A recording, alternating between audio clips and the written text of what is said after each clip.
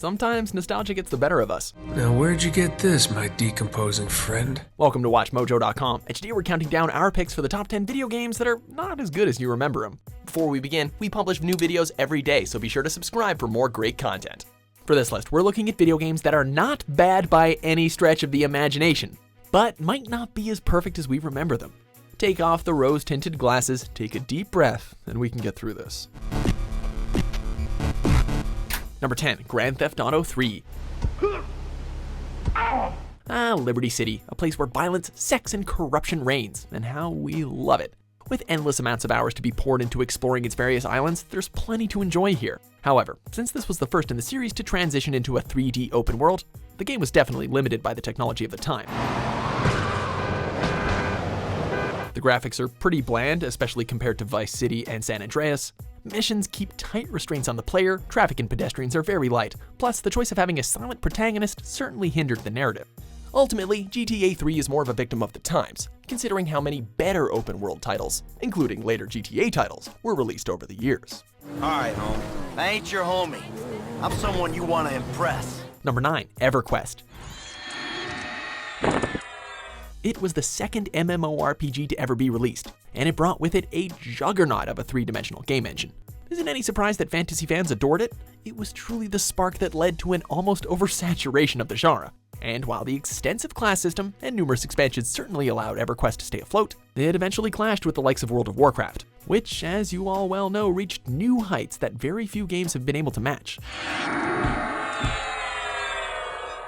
We'll always be thankful for this title, but compared to MMOs that were released in the new millennium, many of EverQuest's design choices seem almost baffling by today's standards. Number 8, Tomb Raider.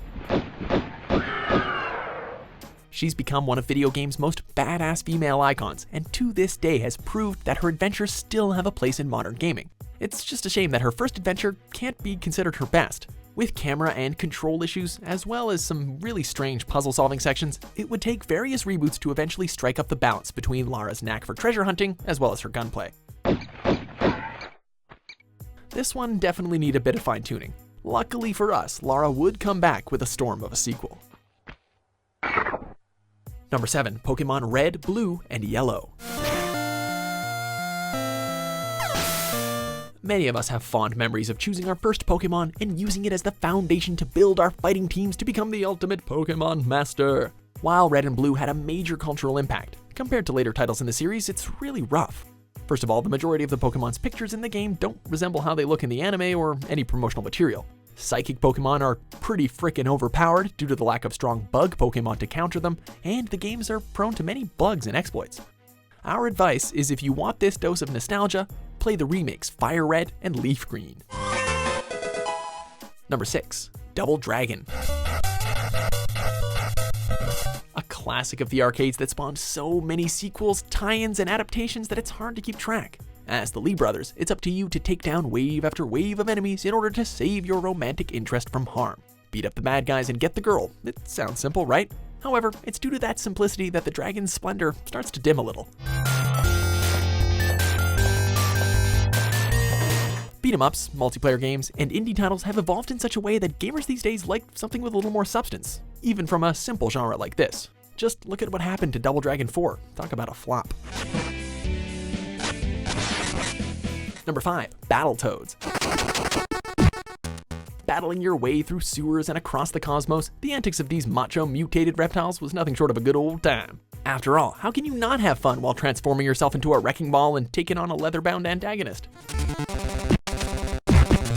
Well, if there's one thing that's going to sour the experience, it would be the difficulty. The original port was infamous to the point of being almost unbeatable, especially when it came to those driving sections. If you're a die-hard fan of the Toads, then you probably still get a lot of enjoyment out of it, but be prepared to have your patience tested. Number 4, Mass Effect.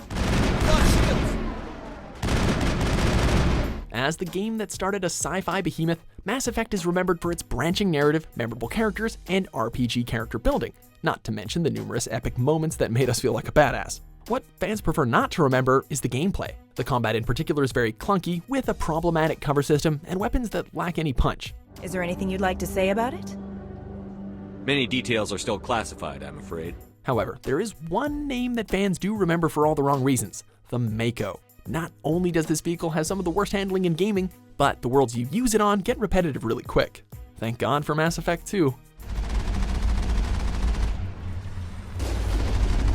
Number 3, Uncharted, Drake's Fortune. You beautiful son of a bitch! In the same vein as Mass Effect, if you happen to think back on Nathan Drake's most badass misadventures, then chances are your mind will jump to the events of Uncharted 2 and 4.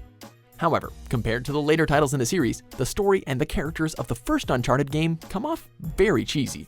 Remember when Nate thought Sully got killed right in front of him? That barely phases him, as he's more excited than mortified. What are we waiting for? I'll get the story and you get whatever it is you're after.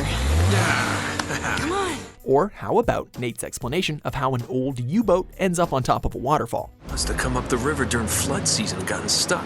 Okay, that makes no goddamn sense. Let's also not forget the quick time event final battle that ended in Looney Tunes fashion. Adios, asshole. Number 2, Star Wars Battlefront 2. Hey, stop right there. Don't flip out. Don't flip out, take a deep breath. Whew, we can do this. The Battlefront legacy certainly has had its ups and downs. On the one hand, this anticipated sequel doesn't have the jaw-dropping graphics of its successor, but it does have a well-thought-out narrative from the perspective of a veteran stormtrooper. Droid Starfighter right behind you. It improved upon a few aspects from the first Battlefront, such as enemy AI. But in other places, it just seemed like it was just copy and pasting sections of what made the original game a hit rather than stand out on its own. For those that felt betrayed by 2015's Battlefront, you're sure to find some solace in replaying this particular installment, just as long as you'll remember that it didn't age very well. This wasn't our battle to win. Number 1, Sonic Adventure. Considering the travesty that is modern Sonic games, you'd be forgiven for seeing this golden oldie as one of the Blue Blur's better outings. That is, of course, until you get around to playing it again, and while it does have a sort of cheesy charm to it, it has several notable faults. The controls can be atrocious at times. The voice acting can range from hysterical to agonizing. Supercharged! And lest we forget that this is the game that dedicated an entire gameplay section to Big the Cat, who spends all of his levels fishing for a frog. It's still miles ahead of something like Sonic 06, but that doesn't mean it won't send some players into volatile frenzies. Do you agree with our picks? Check out these other great clips from WatchMojo and subscribe for new videos every day.